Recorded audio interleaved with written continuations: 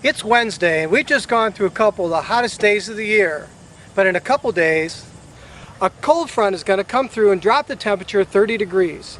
Is it going to affect the bite?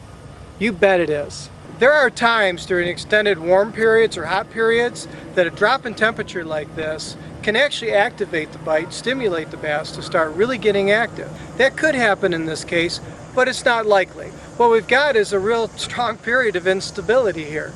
We've had basically fall pattern fishing so far, and we get a little hot here, and then all of a sudden we get really cold. So what does that actually mean to us when we go out fishing this weekend? If you've already been out this week setting up some fish for this weekend, it's a good idea to go right out to those same spots and start fishing the same way you were during the week. That way you can tell exactly what the changes are. If the bass were really strong during the week, during the heat, and you go out in the weekend during the cold and it's really tamped down the bite, you can see the difference right away because you saw the fish really biting in the heat and not so much in the cold. Although the opposite might be true. You might have had slow fishing in the heat and you might go back to that exact same spot and that fishing might be really strong. You really have to go out and check because right now the fish are moving around quite a bit. Fall patterns will do that anyway, but when you get strong temperature differences, then the fish move even more. One thing to look for that's really helpful is look for transition points right now. There are fish moving around in the lake, from the river to the lake, and in the lake itself, and transition points will start to heat up from here on out. We're talking about corner seawalls, any type of obstruction like channel markers, riprap, any kind of sandbars, strong weed lines. These are the type of things that are transition spots where the fish can pile up. Because what they're doing is they're pulling back from some of their summer areas where they're kind of widely dispersed. And they're going to start tightening up on very small spots. Now we're not into the strongest part of that period yet, but we're on our way. So a good time of year to start checking out some of these transition spots as the bass move around. How are the wide differences in temperature going to affect the environment this weekend?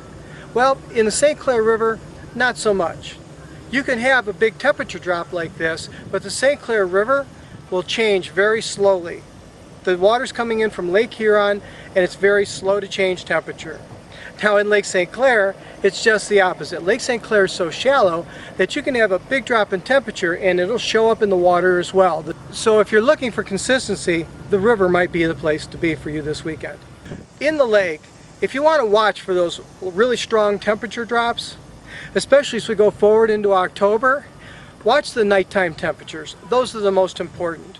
You could have a really warm day like this, but you could have a very cold night, and the cold night will actually drop the temperatures in the lake faster than the warm day can warm them up. One thing is certain, we're not sure whether a temperature drop will help you or hurt you, so cover a lot of water and watch the results. And have a great weekend. Going out this weekend, you may need to practice a little smallmouth self-defense. So why do I call it smallmouth self-defense? Because on a typical day, smallmouth are elusive enough. Their bite changes from sometimes hour to hour, sometimes minute to minute, certainly from day to day. But with a cold front coming in like we have this weekend, we're going to need a few more tools in our tackle box to find these fish. I think a standard approach, going with your confidence and the baits and presentations that you're accustomed to, is probably the best way to start. But if you're not finding fish after that, here's something you can do. Get out all the fast presentations that you can. Get out your crankbaits, your spinner baits, your rattle traps, definitely get out your jerk baits. Get out everything fast and start covering a lot of water. Look for those structure elements that you can attack with these baits, like long weed lines, big flats that you can cover, so you can cover a lot of water to try to see exactly what these fish are up to. Once you find your first fish, whether it's a big one or whether it's a small one, it'll start giving you a clue as to what to do the rest of the day. In my case, when I go out this weekend, I guarantee you I'll be throwing a drop shot and a tube like I always do. They're going to like one more than the other. I might start bumping my tube colors into more of a fall color pattern. I might throw a little more perch. I'll tell you, Canadian mist has been really strong lately, stronger than normal, and I'd certainly recommend that. I'll always go out there with St. Clair crayfish as well. But while I'm fishing with those, in the back of my mind, I'll be thinking jerkbait and spinnerbait for sure. We'll have some fun with the soft plastics, but even if I'm having success with that, I can't wait to get those fast presentations fall fish are a blast, and when you can get on a bunch of spinnerbait fish, that's some of the most fun you can have on Lake St. Clair. And don't forget the largemouth bite too. If the smallmouth bite isn't treating you right, you can always go for those largemouth. The Selfridge area has largemouth, Ma Roads have largemouth, and there's some great channel spots that have largemouth as well. Mark map customers, certainly, you can look on the back of your mark maps and you can see that there are certain spots that will hold largemouth in the fall, and you'll see it indicated on the back of your mark maps. So sometimes when push comes to shove, smallmouth self-defense means go fish for largemouth when you can't get the smallmouth to bite. All in all, there are active smallmouth somewhere on Lake St. Clair on any given day, so covering a lot of water might be your best smallmouth self-defense of all.